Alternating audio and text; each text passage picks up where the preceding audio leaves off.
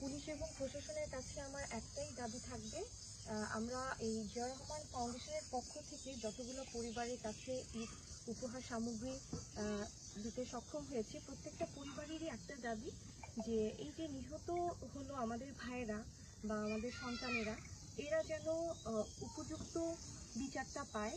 কারণ এখন পর্যন্ত প্রত্যেকটা পরিবারই একটাই দাবি করেছে, তারা যে খুনি আছেন তারা সন্ত্রাস বাহিনী এখন পর্যন্ত গ্রেফতার হয়নি এবং এই পরিবারগুলো চায় যে তাদের উপযুক্ত গ্রেফতার হোক এবং তাদের বিচারের আওতায় আনা হোক।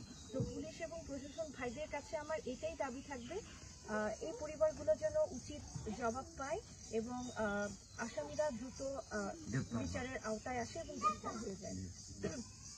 তো আমি আঙ্কেলকে বলবো যে আঙ্কেল, আসলে আপনাকে সান্ত্বনা দেওয়ার মতন ভাষা আসলে আমাদের কারোরই নেই। হ্যাঁ, আর এটা আসলে বলে আমরা কোনোভাবে আপনার মনকে শান্ত করতে পারবো না। তবে আমরা যেটা করতে পারি, যে বলতে পারি, সেটা হচ্ছে আপনি একজন শহীদ সন্তানের বাবা।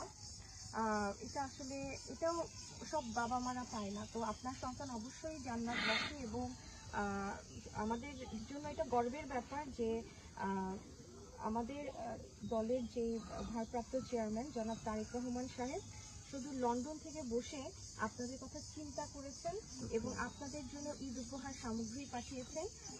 এবং এই উপহারটা অনেক সামান্য হলেও আপনাদের কথা মনে করে যে উনি চিন্তা করেন এবং আপনাদের জন্য আপনাদের সবসময় পাশে থাকবেন এই অঙ্গীকার দিয়েছেন, এটা অনেক বড় কথা। তো উনি দেশে আসলে অবশ্যই উনি আপনাদের জন্য ভালো কিছু করবেন এবং ইনশাআল্লাহ দল যদি ক্ষমতায় আসে আপনাদের কথা সবসময় মনে রাখবেন। এটা হচ্ছে আমাদের দলের জন্য গর্ব এবং আপনারা যারা শহীদ পরিবারের পিতামাতা আছেন, আমি দোয়া করি যে আল্লাহ আপনাদের মনে শান্তি দেয় এবং আল্লাহ আপনাদের কষ্টটা কমিয়ে দেয়। তো আঙ্কেল, এটা হচ্ছে আমার পার্সোনাল হচ্ছে একটা ব্যক্তিগত তরফ থেকে হচ্ছে একটা সামান্য